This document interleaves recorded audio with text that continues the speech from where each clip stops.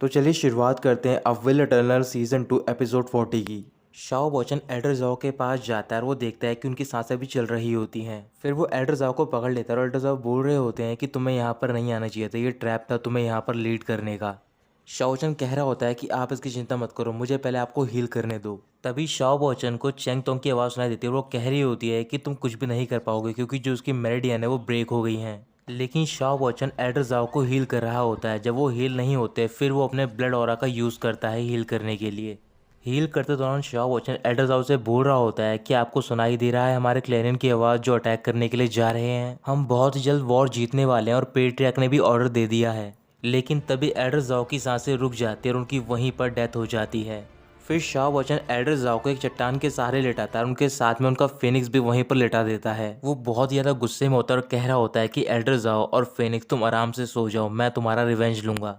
चेंगतोंग बोल रही होती है कि तुम गुड बाय बोल सकते हो क्योंकि तुम्हें बहुत सी चीज़ें बोलनी है। शाओ बॉचन की आंखों में आंसू आ गए होते हैं और वो चेंगतोंग के पास जा रहा होता है उस पर अटैक करने के लिए। चेंगतोंग भी लगातार अपने रूट्स के पार्ट से अटैक कर रही होती है शाओ बॉचन पे। फिर भी वो रूट शाओ बॉचन को नहीं रोक पाते। फिर वो दोनों अपना पंच मारते हैं एक दूसरे पे। शाओ बॉचन के पंच की पावर ज़्यादा ताकतवर होती है, इसी वजह से जो चेंगतोंग होती है वो दूर जाकर एक पेड़ से टकरा जाती है।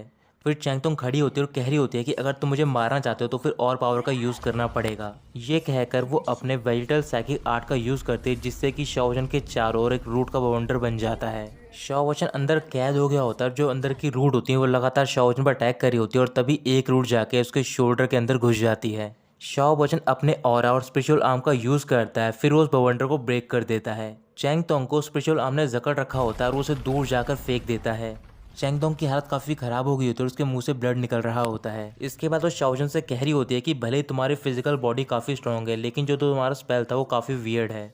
तुम सिर्फ एक धर्मा कल्टिवेटर है, क्या तुम्हें वाकई में लगता है कि तुम मुझे हरा पाओगे? अचानक से चेंगतोंग की जो इंजरी होती है वो अपने आप हील हो जाती है। फिर वो अपनी डार्क रूट से अटैक करती है शाओ बॉचन पे। उसी टाइम शाओ बॉचन भी वेजिटेशन पावर का यूज करता है और उसकी रूट को रोक लेता है। चेंगतोंग की पावर कम हो रही होती है, इस वजह से उसे मदर ट्री की हेल्प लेनी पड़ती है। शाओ बॉचन कह रहा होता है कि तुम्हें भले इस ईवल ट्री की हेल्प लेनी पड़ी हो लेकिन बचपन से मेरे पास हेवन की पावर है। ये कहने के बाद वहाँ पर एक ऑरा का ब्लास्ट होता है और चेंगतोंग दूर जाकर गिर जाती है। चेंगतोंग गुस्से में कह रही होती है कि ऐसा क्यों हो रहा है, तुम तो लोअर रीजन से बिलोंग करते हो और मैं तो अपर स्ट्रीम की कल्टीवेटर हूँ।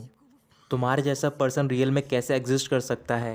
तुम्हारी उम्र इतनी कम है फिर भी जो तुम्हारा कॉम्बैट एक्सपीरियंस है वो मेरे जितना ही है। मैं बार बार एक डाउन स्ट्रीम के कल्टीवेटर से ह्यूमिलेट कैसे हो सकती हूँ? ये कहकर कुछ शाओ बॉचन की ओर गुस्से से देखती है। उसके ब्रेन में एक स्टोन होता है जो कि शाइन करने लग जाता है। फिर वहाँ पर एक ऑरा का ब्लास्ट होता है और शाओ बॉचन दूर जाकर गिर जाता है।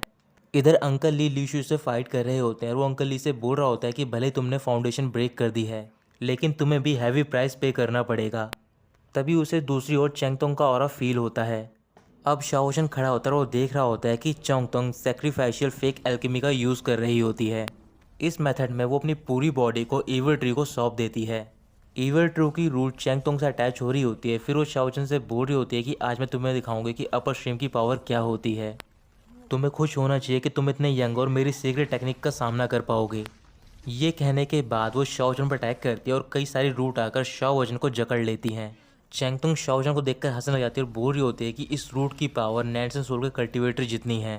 फिर अचानक से कई सारी रूट आपस में अटैच होती है और एक वेपन तैयार होता है और वो वेपन शाओ बॉचन पर अटैक करने जा रहा होता है। फिर शाओ बॉचन अपने राइट हैंड का यूज़ करता है और वहाँ पर रिवर तोंगतियान का एक छोटा सा हिस्सा ले आता है जिससे कि वो उस अटैक से बच जाता है। शाओ बॉचन रूट की जकड़ से छूट गया होता है और उसके चारों ओर रिवर तोंगतियान होती है। इसके बाद वो चेंगतोंग से बोल रहा होता है कि तुम भी सिर्फ सीक्रेट टेक्निक यूज़ नहीं कर सकती हो, मेरे पास भी सीक्रेट टेक्निक है। फिर वो तोंगतियान रिवर से चेंगतोंग पर अटैक करता है और चेंगतोंग आसमान की ओर चली जाती है। आसमान तक पहुंचने के बाद जितने ही बादल वहां पर होते हैं वो सारे रेड कलर में चेंज हो जाते हैं और जिस जगह पर चेंगतोंग होती है उसी के सेंटर में एक बहुत ही बड़ा टोर्नेडो तैयार हो जाता है। ये देखकर लीशु चेंगतोंग के पास जा रहा होता है और उसका पीछा कर रहे होते हैं अंकल ली। उस टोर्नेडो के सेंटर में से दो उंगलियां बाहर निकल रही होती हैं। उसे देखकर लिंच जैक के पेट्रियार्क बोल रहे होते हैं कि उसने ये टेक्निक दोबारा इंप्रूव कर ली है। जो अपर स्ट्रीम का कल्टीवेटर अपने टीचर के साथ ये फाइट देख रहा होता है वो कह रहा होता है कि मैं काफ़ी सरप्राइज हूँ उसकी पावर से, लेकिन मैं देखना चाहता हूँ कि इसमें कौन सा मॉन्स्टर छुपा हुआ है। उस डिसाइपल के टीचर कह रहे होते हैं कि अगर ये पूरे बीच का क्लॉक को सम्मन कर सकता है तो शायद मुझे डर है कि पूरा ईस्टर्न मेरिडन उससे कांपने लग जाएगा। उस बीस्ट के क्लॉ की 2 फिंगर चेंगतोंग की ओर जारी होते उसका प्रेशर बहुत ही ज़्यादा होता है। फिर चेंगतोंग चिल्लाकर बोल रही होती है ली शू से कि प्लीज़ मेरी हेल्प करो। लेकिन जब तक ली शू चेंगतोंग की ओर देखता है, तभी शाओ वचन अपने हैंड को नीचे की ओर पुश करता है और जो क्लॉ की 2 फिंगर्स होती हैं वो भी चेंगतोंग को पुश करती हैं। वो पुश इतना पावरफुल होता है कि आसपास का सारा फॉरेस्ट तबाह हो जाता है और वहाँ पर एक बहुत ही बड़ा सर्कल बन जाता है। ये देखकर लीशु वहाँ पर कुछ डिसाइपल को बुलाता है और अंकल ली को वहीं पर रोकने के लिए कहता है। डिसाइपल अंकल ली को रोक रहे होते हैं और लीशु चेंगतोंग के पास जा रहा होता है। चेंगतोंग ग्राउंड पे क्रॉल कर रही होती है। फिर शाओ चुन से बोल रहा होता है कि तुम्हारी लाइफ से ही मेरा रिवेंज खत्म होगा। ये कहकर वो अपनी स्पिरिचुअल स्वॉर्ड निकालता है और उस पर अटैक करने जा रहा होता है। लेकिन तभी लीशु वहाँ पर पहुँच जाता है और वो शाओ वचन को एक पंच मारता है। फिर लीशु चेंगतोंग की ओर देखता है। वो काफ़ी हैरान हो जाता है क्योंकि चेंगतोंग की जो आधी बॉडी होती है वो डिस्ट्रॉय हो चुकी होती है।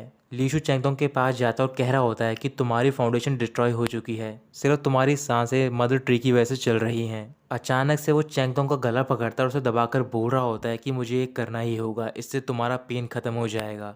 फिर वो नेक पे प्रेशर बढ़ा देता है और चेंगतोंग की डेथ हो जाती है। अब उसकी बॉडी डिसअपेयर हो गई होती है। फिर ल्यूशु खड़ा होता है और शाओचन से कह रहा होता है कि वो मेरी ताउस पार्टनर थी, मैं काफ़ी उदास भी हूँ और साथ ही मैं काफ़ी गुस्से में भी हूँ, लेकिन मैं तुम्हें माफ़ नहीं कर सकता। ये कहकर वो अपने स्पिरिचुअल क्लॉ से अटैक करता है। इधर से शाओ वचन भी अपने ट्राइपॉड का यूज़ करता है क्लॉ को रोकने के लिए, लेकिन क्लॉ की पावर ज़्यादा होती है, इसी वजह से वो ट्राइपॉड डिस्ट्रॉय हो जाता है और शाओ वचन दूर जाकर गिर जाता है। अब शाओ वचन की भी हालत बहुत ज़्यादा ख़राब होती है और उसके मुँह से ब्लड निकल रहा होता है और वो कह रहा होता है कि अगर मुझे ज़िंदा रहना है तो फिर मुझे लड़ना होगा।